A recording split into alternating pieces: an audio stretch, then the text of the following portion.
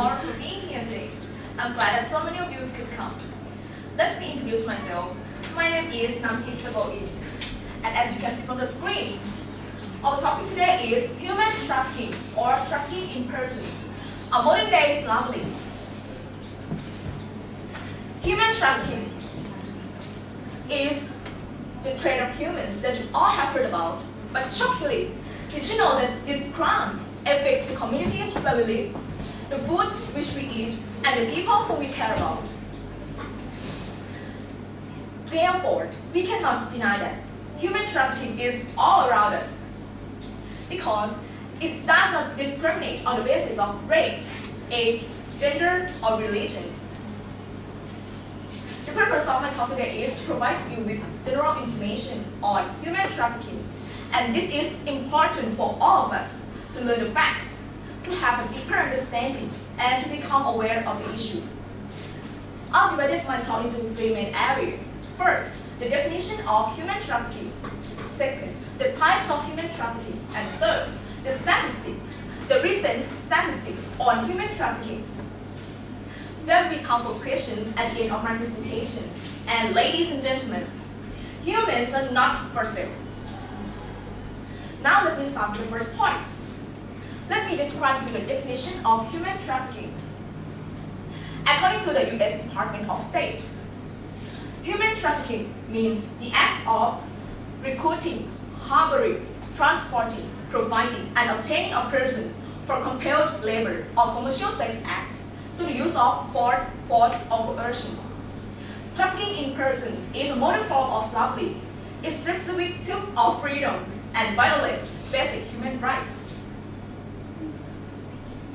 We can see that nowadays is a hidden crime as victims rarely come forward to seek help because of language barriers, fear of traffickers, and fear of law enforcement. Okay, that's the meaning of human trafficking. And so much for the first issue. Let's now move on to the second one. In this part of my presentation, let me show you the types of human trafficking. According to the Interpol, human trafficking can be divided into four broad categories. Let me start with the first one, the sexual exploitation. This involves the abusive sexual acts performed without the permission from victims.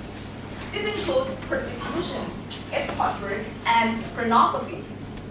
And the second one is forced labor. This involves the victims being compelled to work for very long hours, and particularly in a hard condition of slavery in a variety of jobs engaged in agricultural, fishing, and construction work, and other labor-intensive jobs. Let's move on to the third type, child sex tourism or CST. This involves provision of child or children for the sex tourist exploitation, particularly by air travel. And the last one is trafficking in organs. This involves trafficking people in order to use their internal organ for transplant, such as heart, lung, liver, kidney, and so on. And these organs will be sold on the black market or to the middleman. And unfortunately, victims are sometimes killed or left for dead. Okay, that is type of human trafficking. And so much for the second issue. And this brings us to my last point. I would like to draw your attention to statistics on trafficked victims. Have a look at this slide. Have a look at this slide.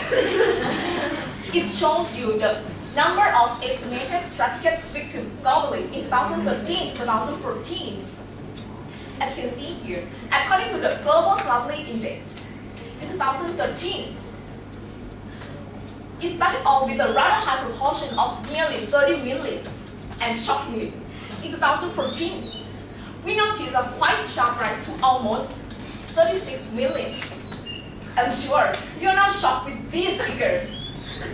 But what I would like to highlight here is that the number of victims increased by approximately 6 million within just 1 year. And what's the reason for this dramatic increase? Let me tell you. There are several factors, particularly due to the demand of sexual exploitation and cheap labor. Okay, that's a figure we have to concern about, and this brings me to the end of my last point.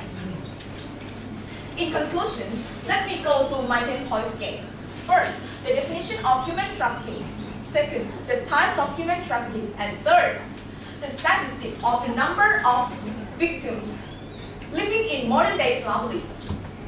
Ladies and gentlemen, obviously, trafficking in person is both morally and legally wrong. Hundreds of thousands of humans are forced into inhuman conditions. This should be an issue which needs to receive more focus. And the one last thing I would like to say is, humans are not for sale. Thank you for your attention.